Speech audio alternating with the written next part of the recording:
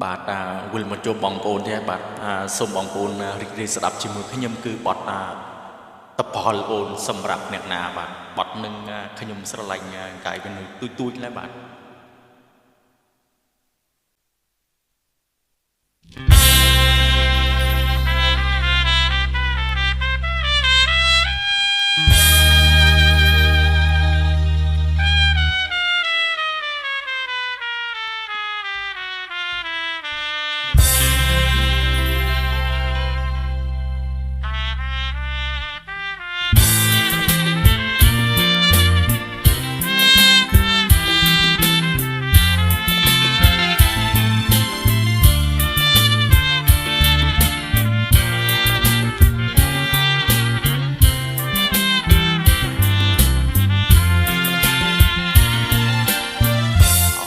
តពលអើយតពលក្រហមឃើញសរសៃ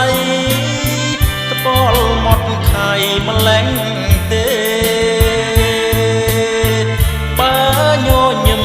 រឹកតែសំជាងគេត្រូវតែស្នេហាពលក្រមុំតពលក្រពុំព្រមចារីពលរីក្មៃចាំងភ្នែកពលរលើបពលរលងចំលែក10000ភ្នែកមើលមិនចែកទេគ្រាន់តែពលដែលខ្ញុំមិនបានថាបធ្វើឲ្យស្រាប់អងអារម្មណ៍ចង់បានពរធ្លាក់មកដល់ដៃខ្ញុំអ្នកណាថាគុំមិនឲ្យខ្ញុំថាបខ្ញុំត្រូវតែថាបថាបអើយថាបថាបអើយថាបមិនចែកទេថាបហើយថែមណាពើឬតពលអូនសម្រាប់អ្នកណាទៅឬថ្មត្រូវនឹងច្រមុះ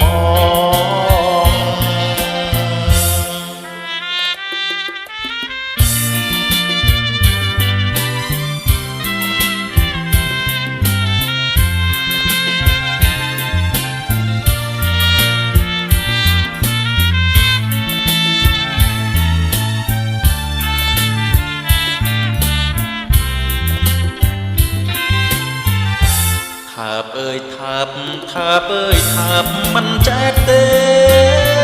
ថាបហើយថែមណាពើ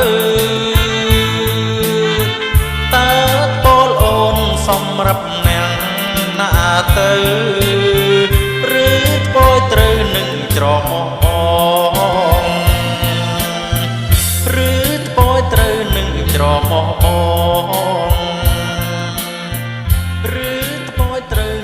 ច្រមុះ